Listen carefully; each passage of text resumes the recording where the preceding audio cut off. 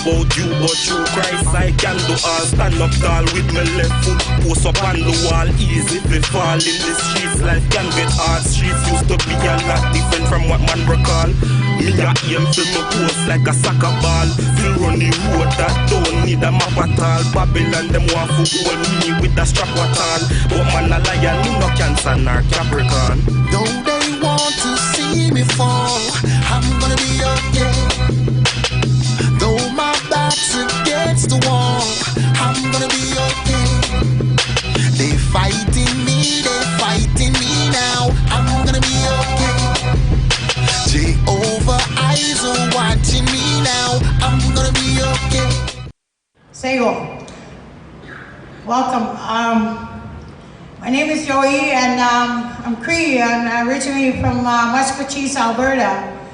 And I've been incarcerated. I started doing time back in 1979 at prison improvement in Kingston. And I was very honored, I'm still honored, to receive this award. The only award I got was time in segregation. And but you know, being inside has taught me many lessons of life. And one of them is to become a better person right now at this moment. And I want to dedicate this award to all the fallen sisters and fallen brothers that were, you know, serving time that didn't make it out. And also for the survivors of the system. Because there needs to be changes, better changes. And when that time comes, I would like to see, my dream is to see them prison walls come down. And, but anyways, I just want to say thank you, and it's an honor. May God, hi. Thank you, congratulations. Sorry about that. It's awesome.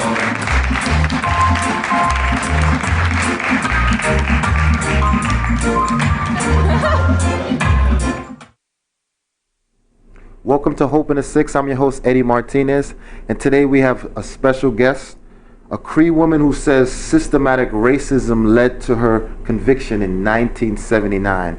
Today's episode is Life After Life, meaning life after a life sentence. Our guest's name is Joey Twins. Her goal is to identify and stop injustice against Indigenous people.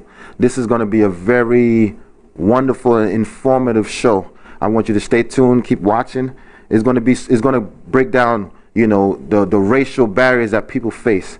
The show that we have, Hope in the Six, is all about showing what people are doing, you know, to help society, help reintegration. Also is to give a voice to those who have been perhaps victim of the system, and those who actually have committed crime and decided to turn their life around. This is going to be so informative. It's great. I want to just read a little thing about her. It says, an Indigenous woman who claims she was wrongly convicted. She will be speaking out against what she described as injustice in the Canadian prison system.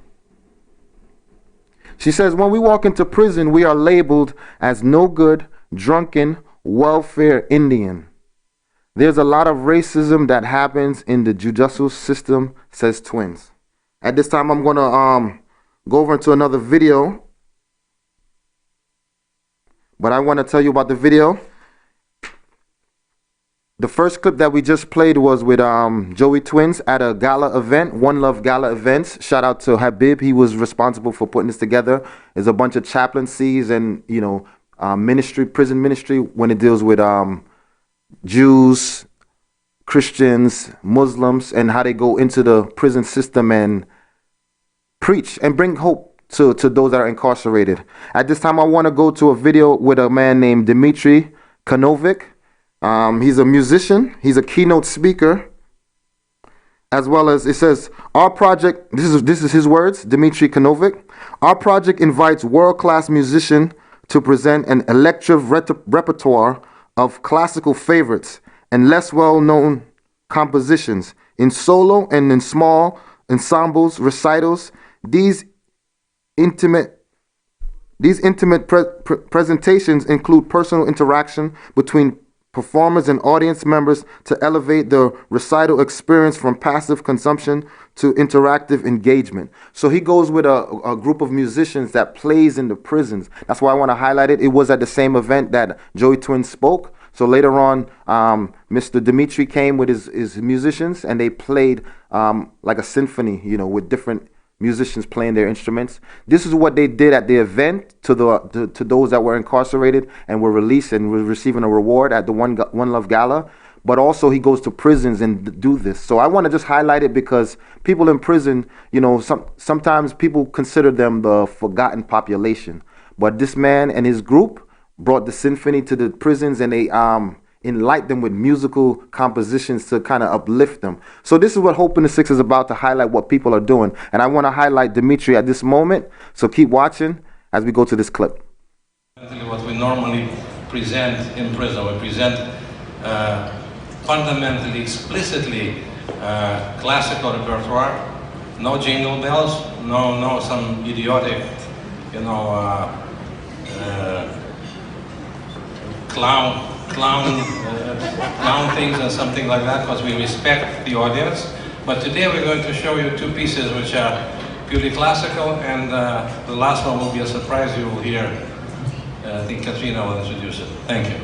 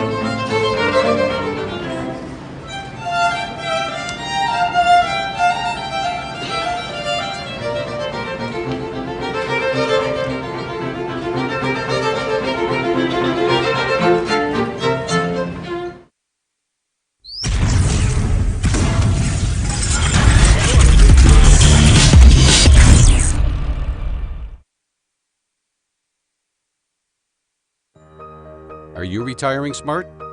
Make your home's equity work for you. With your home's equity and our 30 years of experience, the Retire Smart Properties team can help you achieve the quality of life you've always wanted. Our services are 360 degrees. We'll give you advice, take care of staging and selling, and help you find the perfect home and community to transition to. It's time to enjoy the retirement lifestyle you deserve. Visit our website today to learn how you can use your home to retire comfortably. The Retire Smart Properties team, powered by RE/MAX West. At Benjamin Law, we understand the real cost of personal injuries. As the victim of an accident, you may be the one who's physically hurt, but your main concern is that your family are the ones who will pay the price. Benjamin Law will be there for you, helping, supporting, and working tirelessly to resolve your personal injury case. Call 1-855-899-4878 or visit benjaminlaw.ca and let our family of lawyers help your family.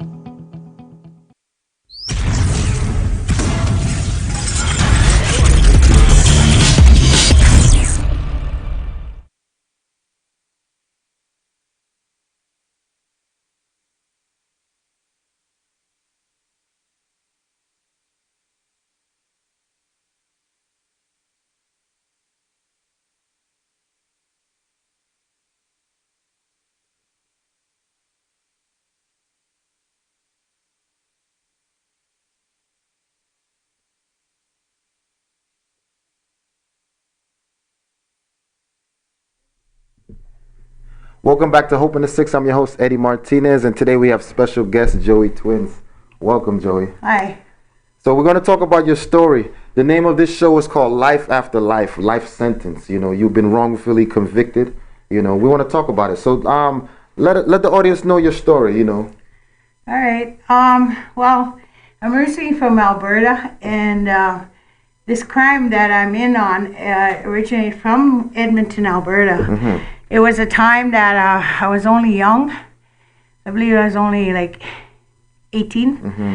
And I was at a party with two other women with this guy, right? And it happened so fast, right? It was a rainy day. I remember this thunderstorm. Mm-hmm. And and I was in the kitchen getting a beer, and there was an altercation of some sort, some screaming and yelling, and in the living room. So I was wondering what's going on, you know? Right. So I went in, and it was dark, and you know, I just seen a bunch of knives going, like, you know, it seemed like glass, but there was only one involved after I was arrested. And you know, the two women were actually, you know, doing their thing, trying to kill this guy. And I said, "Why are you doing this?" You know, I was shocked. I never seen that kind of stuff before. Right. And so I tried to pull one of the women off, a young girl around my age, and I got stabbed in the arm at the time. And so, you know, I said, oh, in my head, I said, I gotta get out of here, right? But I just went to the kitchen, and before you knew it, it was quiet. So, you know, I guess I was in shock when I think about it, you know, like later on down the line. You know, this is what I did. You know, the instant reaction I did was get the knife and wash it, you know, in the sink. And then that's, with all the screaming and yelling, that's when the cops came in and kicked the door down, and, you know, and I told them prior to that to leave the place. So they left. They caught one walking down the street and one next door in the apartment.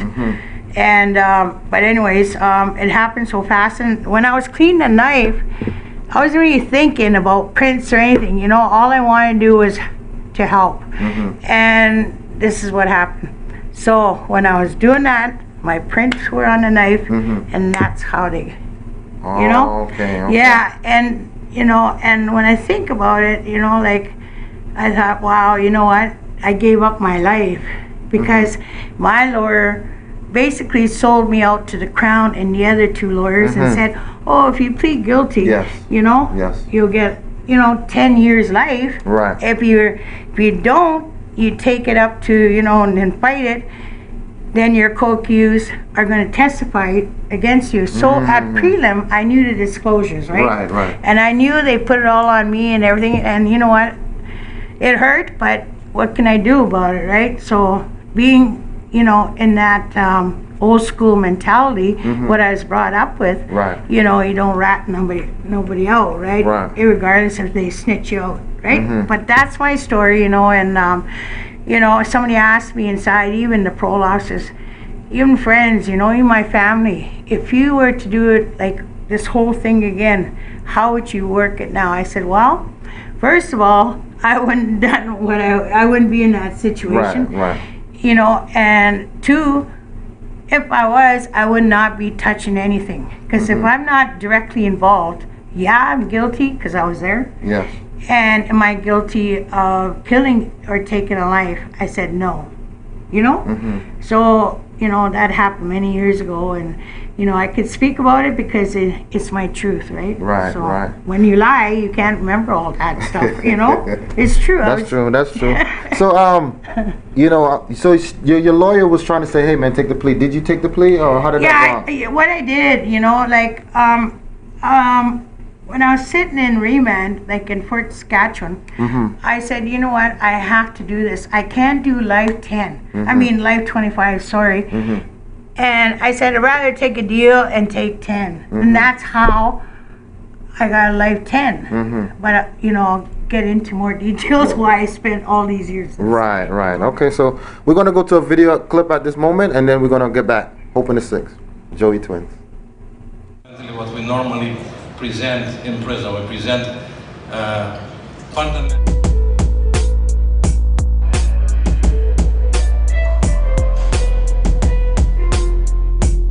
everything. So that's all I know, right? And 60 scoop confinement, right? And so this is what the emotions I've learned to live with in that time and that time zone. The anger, dishonesty, resentment, abusive, drugs, and hatred. Okay? Now, that is me, who I am. I can't change that I'm Native. You know, I can't change how I look. But however, I can change what's in my heart and my spirit. So there's that sweat lodge, the representation of who I am today. Because we came from mother's womb. And that significance of the lodge, that's why it's shaped like that. Is we go back into that mother's womb to deal with our. And that's the only way that I could get help, because I tried in the physical world, it didn't work. You know, so I had to go step into ceremony to get that, to change that. And so I have that respect, that humility, the courage and bravery and love. You know, and so that's what makes who I am. If you look at it, this is black. Not that black is a bad color, because one of my colors is black too. But you see, but in that color chart, I guess black is anger, right? Because that's how I learned in these core programs I've done inside. Yeah, right? Yeah, the dark side. Because we have, you know, we always have a flip side of our who we are. You know, 1 minute you could be very joyful on the outside, exterior, interior you could be very angry person. You know, and yeah, so, but you see, this is who I am today. Love me. I didn't like this. I thought I did love myself, but I hid myself with drugs. You know, and I was just living in false identity, I guess you could call it. You know, but the reality of it is this is who I am today. This is real talk. Yeah. Does it make sense? Amazing. I know you personally, but I know you're a fighter. You know, you display that. So you're not giving up. You want your voice to be heard. So in regards to life after life, I see you like in workshops and you just telling your story. Tell me how that helps you in life to move on. How it helps me is to move forward is I had to let go of my past, like not forget, you know, because you never forget trauma, right, or any kind of abusive stuff done to myself. But however, I can heal from that and learn from that, but I had to do a lot of work on myself with, you know, the spirituality perspective, and also, you know, my peers and, you know, people that have made an impact in my life. And that's very, you know, that could mean a lot of people, you know, and but it's helped me become a better person for today, because I've learned that, you know, it didn't happen overnight, you know, and I don't believe in, you know, bad people. Yeah, we made mistakes, we make bad choices. However, you know, we can't judge each other because we've been judged already, you know, and being incarcerated, being, you know, part of that residential school, the 60 scoop, and being out here in society, it's very judgmental. Right, you know? right. But however, how I had to turn my life around, I had to turn this around, Mentally, and, you know, and my spirit will always be there. I can't change that, but my heart. And I'm not walking with resentment. I'm not walking with hatred. And, you know, but I still hold myself, you know, like I'm not going to allow anybody to disrespect me or abuse me. Right. You know, that doesn't mean I'm going to fight or anything. Right. You know, but do it in a good way, right? And right. Yeah, so do you go around town speaking at colleges and stuff like that? Yep, Talk to me about that. I do like all over. I've been in Montreal at McGill University twice. I've been to Humber College. I've been to George Brown. I've been to UFT, Ryerson, you know, and also different agencies. And I've been in Windsor Faculty of Law, and that's where my story came out about my wrongly conviction, and you know, and it was really good. On I was interviewed, and the media was there, and when I was speaking, and then my story was written in a newspaper, Right. and that's how it came about. But I've always been an advocate for, injustice of women inside. Right, right. And so I carried on road, right? Yes, So yes. it never stops. All right, we got to go to a break, but we're going to be back with Joey Twins, Life After Life. Keep watching, Hope in the 6.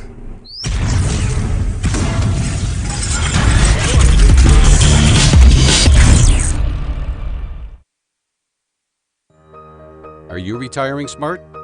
Make your home's equity work for you. With your home's equity and our 30 years of experience, the Retire Smart Properties team can help you achieve the quality of life you've always wanted. Our services are 360 degrees. We'll give you advice, take care of staging and selling, and help you find the perfect home and community to transition to. It's time to enjoy the retirement lifestyle you deserve. Visit our website today to learn how you can use your home to retire comfortably. The Retire Smart Properties team, powered by RE/MAX West. At Benjamin Law, we understand the real cost of personal injuries. As the victim of an accident, you may be the one who's physically hurt, but your main concern is that your family are the ones who will pay the price.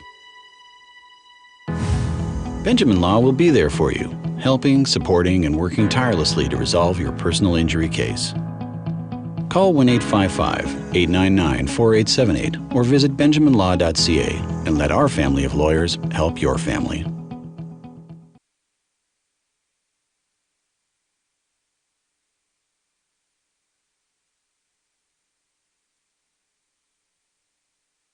How did prison change your life? How did prison change my life is it took a lot of work, it took a lot of years, a lot of time, a lot of investment, right? And I had to change this with my heart and my spirit, because you can change it here, but if you don't change in the heart, you'll always go back in, right? In and out, and I didn't want to do that with my life. I spent a lot of years inside, so I had to really connect all the four, the mind, the body, and the spirit. So that way it could work for me, you know. So inside you learn how to change your life. Yeah, That's how it changed your life. I had to get involved with ceremonies and talk with elders and people like NA, AA, and stuff. And so that's where it was at, right? Yeah. So, and then I got arrested in 1978, and I just got my parole 4 years ago. Damn. So that's a long time. So if you can do it all again, what would you do? Well, if I had to, I would not. If I knew the law now, as when I was a kid, right back in the day, I didn't know the law, right, and I didn't know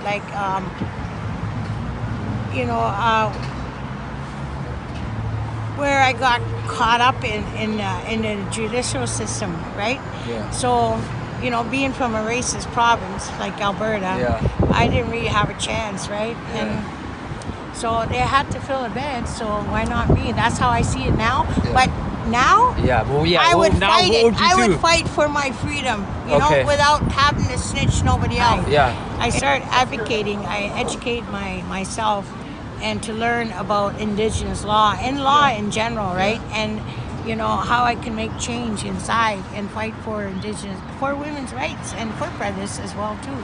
And so I had to go through a lot to get that change in the court of law. Yeah. So for 20 years, basically, they recognized you for 20 years. Yeah. Advocating inside.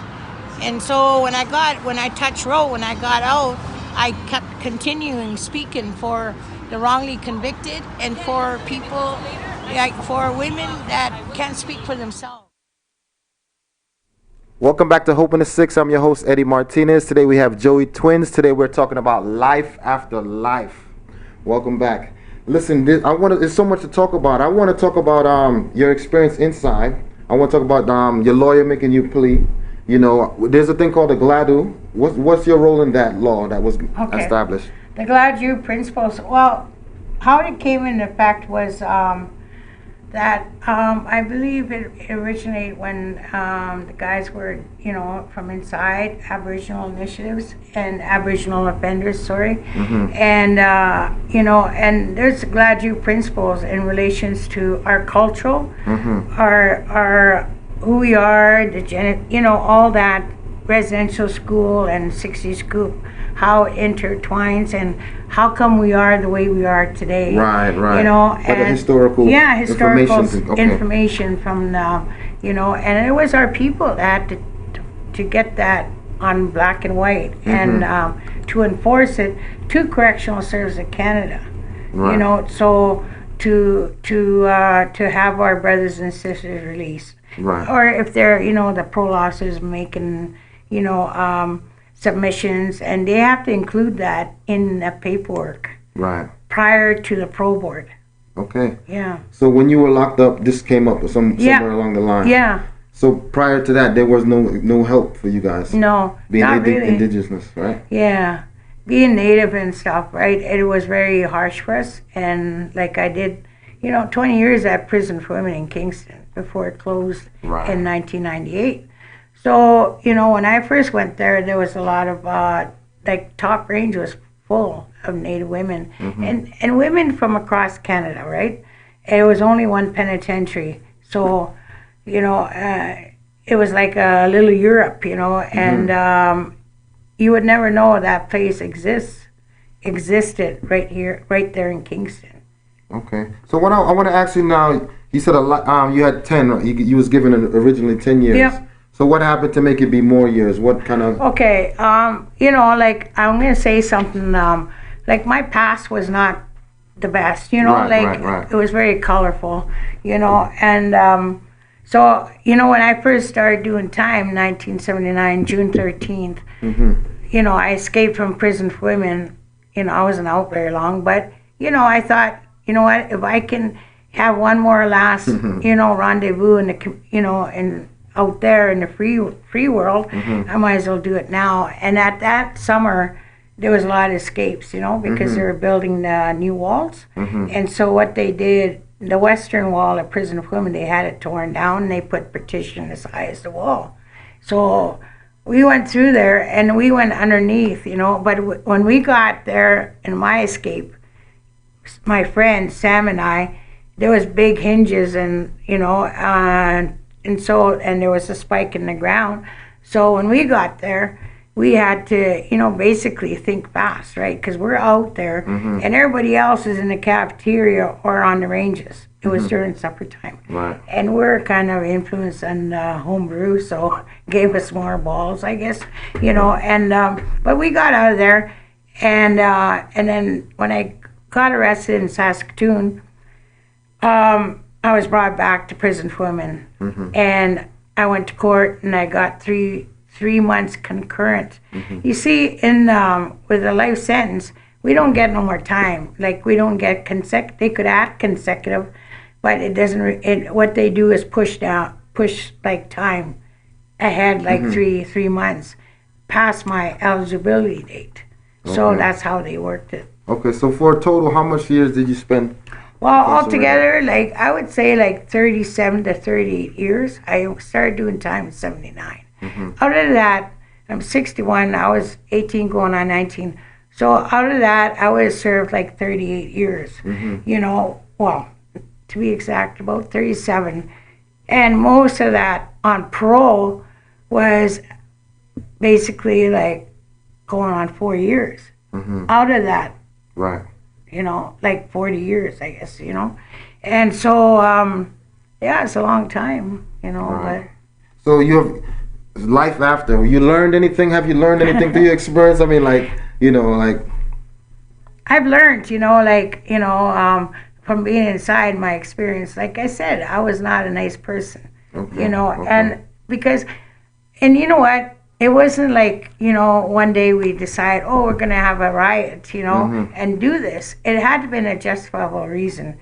You had to be there to understand what it was, us against the guards. So speaking of that, there was a riot. Yeah, there was a couple riots, but the 1994 was a major one. Okay, so you had a role in that, yes, major role. absolutely. So what happened? You were fed up with the justice system? No, what was the problem? What transpired is our friend, she was getting...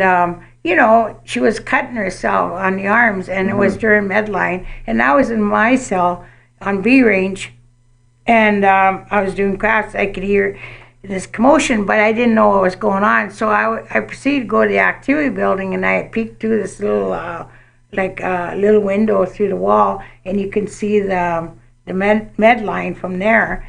And these guards had her on the ground, on the floor actually, and and I could hear her saying, "You're gonna fucking take me to SAG," So, and I felt, this is not right. The girl's cutting herself. Obviously, she's in that state of mind that she wants to kill herself, or she's crying for help, or self-injurious behavior like that is usually people are crying for help. Right. Definitely. Yeah. And so, it happened so fast again, and so I went back to my cell, and I had my little, hobby craft scissors about this big, and I had them in my back pocket. But when I was doing my crafts, I didn't think about, taking this. I just wanted to go out there and help. So we all went out there, and then there was a free-for-all. Guards were fighting with us, we were fighting with them, and it was, there was like 6 of us, and there was like 6 guards, so it was a free-for-all, right? And they were kicking us too and scrapping, and so, and so after that, I remember Mr. Jerry Gillis coming up the level on the staircase and saying, stop this, and I had one of the guards on restraint, right? And I told her, I'm not going to hurt you, just do as I say. Well, that didn't work like that. Mr. Gillis came up, he said, Joey, let him go. And I looked at him, and that's when he maced me in this side of the face. And, there was no pepper spray, there was mace. Back then. So that shit burns, right? So after that, I let her go anyways, that guard, and then they were all fighting and everything. And, it happened at least a good 20 minutes. Wow. And then after that, and then the guards went one way down the stairs, and we went, everybody just spread it, So I went running on A range, and I hid in my friend's cell. I said to her, I need to get in this. She said, come in. So I did, and I knew we were going to be locked down because, the guards came, they said, locked down. So they were spinning the wheel and locked us in. And I'm in behind, they used to have these big trunks, metal trunks, that we could use to store property or whatever, because our cells were not that big. So I hid under the bed, and and I could hear the guards saying, where is she, right? And I didn't give up. And then finally they called the goon squad, I guess, from KP, right? And I'm hiding, I can see, and my friend Jerry says, I'm going to help you. And she had a broom, in her cell, because she was in the middle of pleading. So I said, no, don't get involved, right? And I said, if they come for me, I'm going to give myself up. Only if they find me, right? Yeah. So anyways, they came, and they had a dog sniffing, so, and I could see the dog's nose through the cell, underneath the bed. So they said, in a robot voice, Joey Twins, come out with your hands up behind your back, on your knees, blah, blah, blah, right? So I thought... So we got to go to a break. Hope in the 6. Keep watching. Forget 6.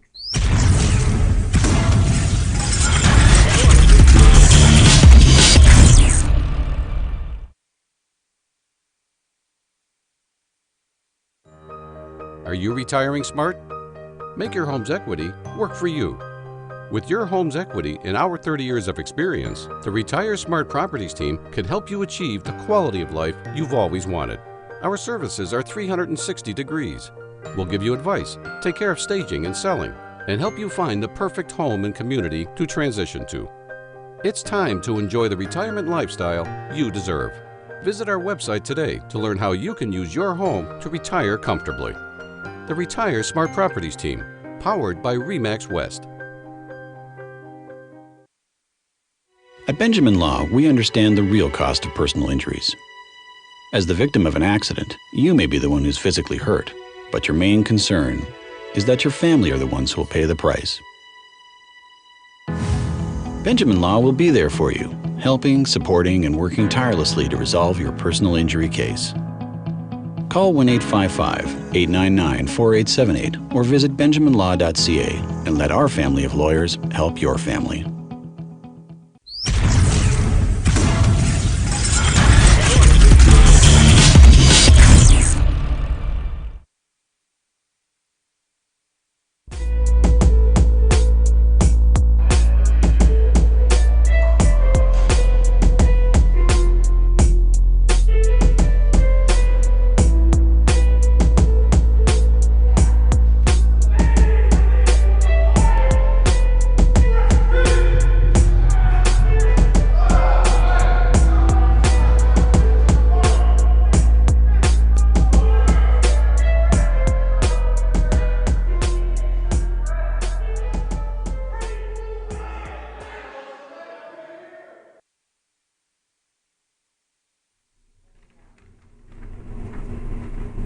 Welcome back to Hope in the Six. At this time, you see me in a orange jumpsuit. This represents those that are incarcerated. So we like to give them a voice. So every now and then you'll hear me read a letter from somebody from prison, you know. We want to try to normalize the situation. They want to be heard too, you know. People learn from their mistakes. Some people, unfortunately, don't learn from their mistakes, right? But what about those that have learned? You know, you've been through a lot. You've been through ups and downs, but you learn, and now you contribute to society. You're sharing your story. So I would like to give voice to those that are in locked up. Okay.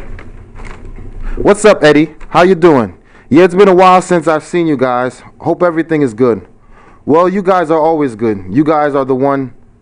You are not the ones in jail. This letter I'm writing is well overdue. That's on my part. Sorry. I'm still hanging in there, one day at a time. I got transferred to East Detention in Scarborough, so I'm here kicking up in the East Side. Over here is whatever. The food is good. Older jail, still honest. I'd rather be there in the South. Too many lockdowns over here. We do enough cell time over here, and there's more stuff to do at the South. But hey, jail is jail. I'm used to the cell time. It gives me time to reflect and read more Islam books. Only Allah knows how bad I want to touch road.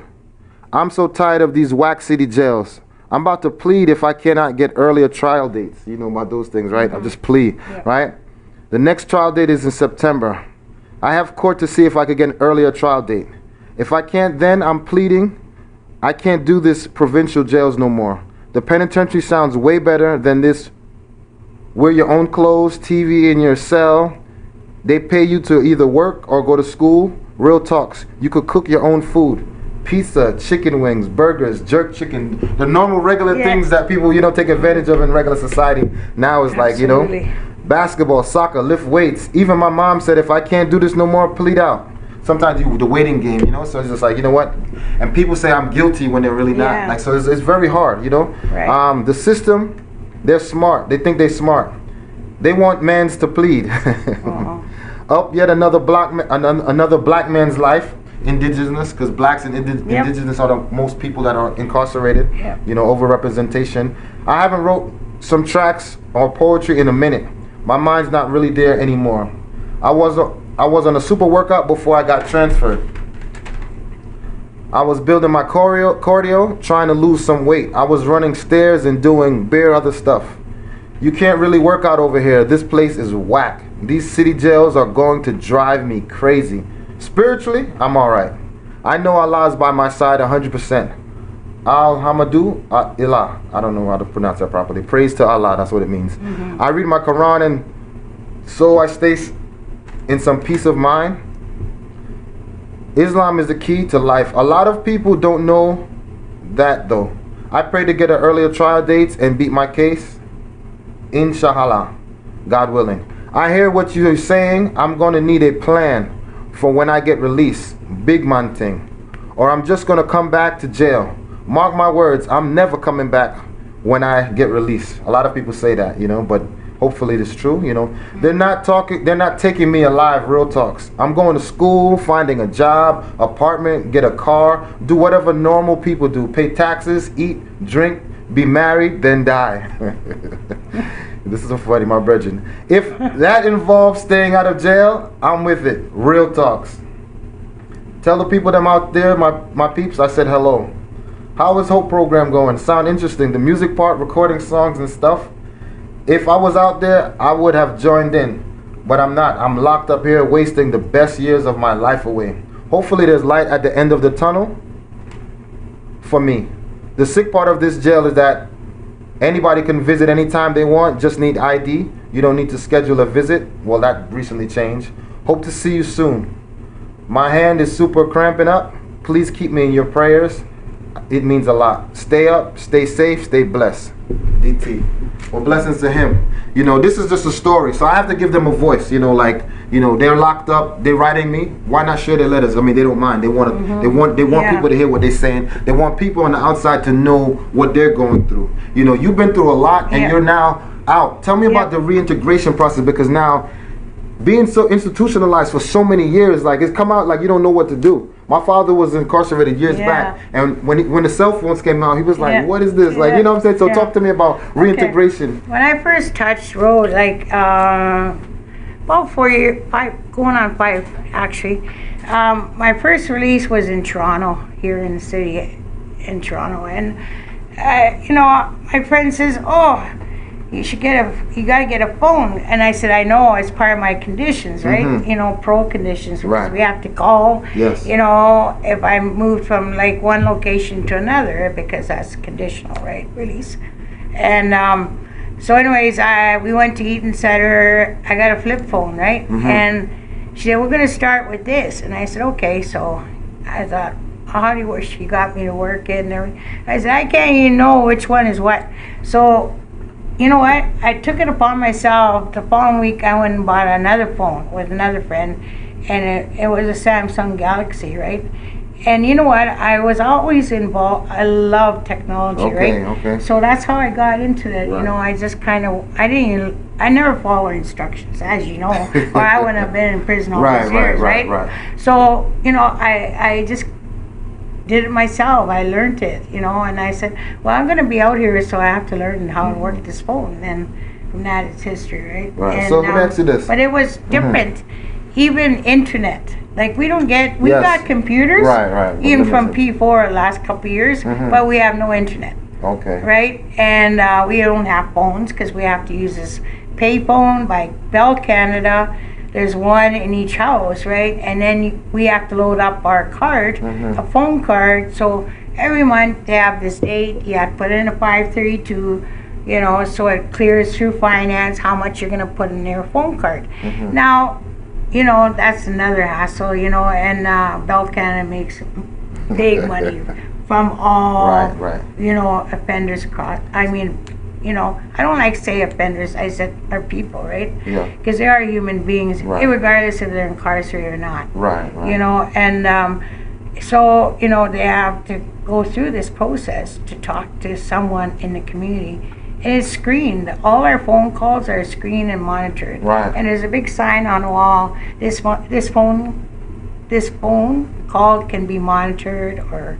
So let me ask you this question. So, life after life. You did life, and you're out now. How do you feel? Because of, like, you're a lifer on parole too, right? Yeah, until I get exonerated. That's another. Oh, but the exoneration. Oh my God, we got to talk about that. But lifer, so you're always on parole. Period. Right. Yeah. And then so how do you feel? Do you feel free, or do you feel incarcerated? No, you know what? I don't feel incarcerated. I mean, incarceration. Like, you know, an old friend of mine, Marlene Moore, Shaggy. She always told me when I first met her, you know, at prison forum, and she said, freedom is a state of mind. Yeah, I mean, and I said, why do you say that? So she explained it to me. She said, Joey, you could be in your own home and be a prisoner. You see, we put that around us, right? And I said, oh, okay. So I had to really think it out, right?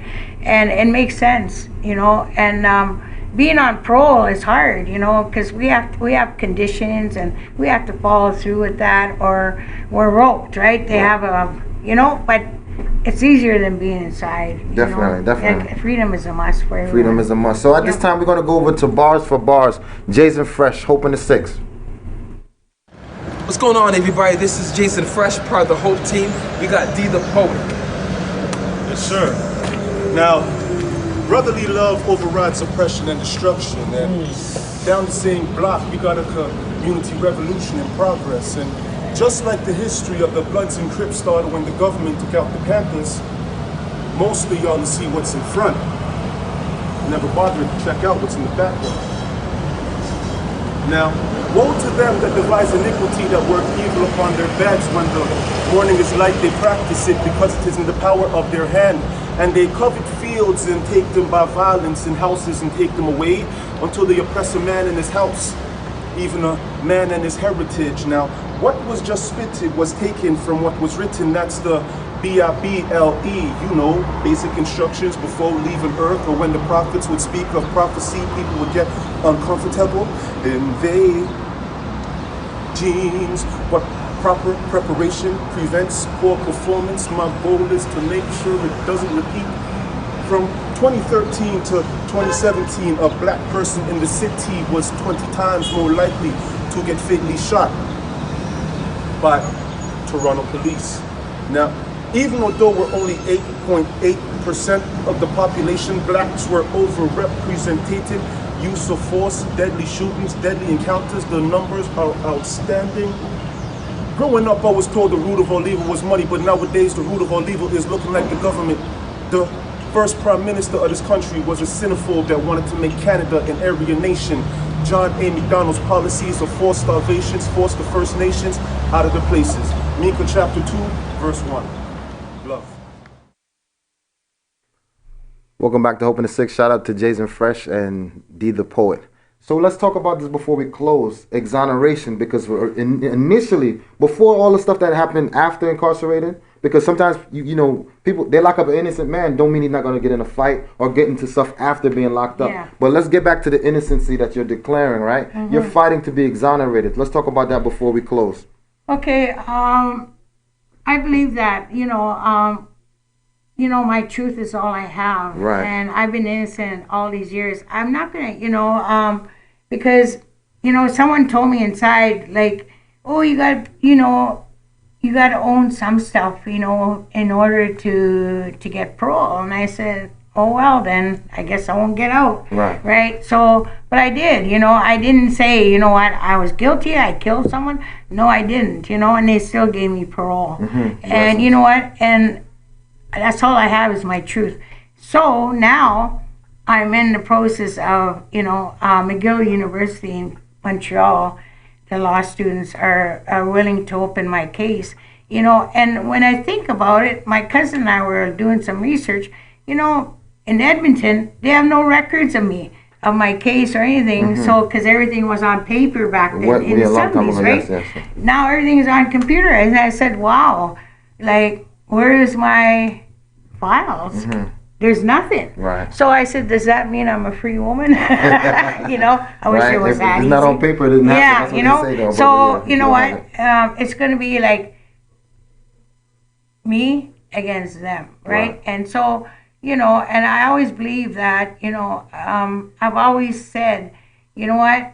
Speak your truth. That's all we have. We can lie and all that, right? Mm-hmm. But at the end of the day, it doesn't get us nowhere, because it's kind of contradictory for me, because, I can't say, you know what, this is my truth, and then a couple of days later, I switch it up, right? And I believe in my higher power, the Creator, that, there's blessings coming, and, I have good people on my side, good allies that believe in my story, definitely. That believe in me, and even in our community, right? And, I know there's faith, there's hope, Yes. There is, there has to be. Right. And, I'm going to be exonerated. It might take me years, might take me a year. I don't know the time, right? I can't predict that. But I know one day I'll be a free woman with no life sentence. Then, I always say it's greener on the other side. Until then, but that's very good. And in closing, this is what now we have a problem. We have society now. A lot of people get locked up, charged for certain things. Some are guilty, but some are innocent. Mm-hmm. You know what I'm saying? And that's all you have is your word, right? Yep. You're innocent, you get locked up. But the bad part about being prisoned while being innocent, you could catch a charge while being in prison, because prison is another community. You know what I'm saying? And people have to fight for survival. So it's hard now, because now if you catch another charge, they're going to say, well, you were guilty in the first place because you got a charge. You know what I'm saying? So it's so... not fair, but we just hope that everything will just work itself out. You keep fighting, keep pressing. God bless you. Thank you for coming to the show. May God be with you, and just keep fighting. We're here. Hit me up. We see each other frequently, so we'll stay in touch. God bless you. Thank you guys for watching. Hope in the sick. Support positivity. Let it go viral. God bless. Right. I walk through the valley of the shadow of death. I'm gonna be okay. I will fear no evil, that will my rod and my staff. I'm gonna be okay. Thou preparest a table before me, in front of my enemies. I'm gonna be okay. Thou anointed my head with oil, and my cup runneth over. All on my shoulder, I'm a soldier, Lord, I told you, but with Jehovah, so nobody can test. Every day of my life, I'm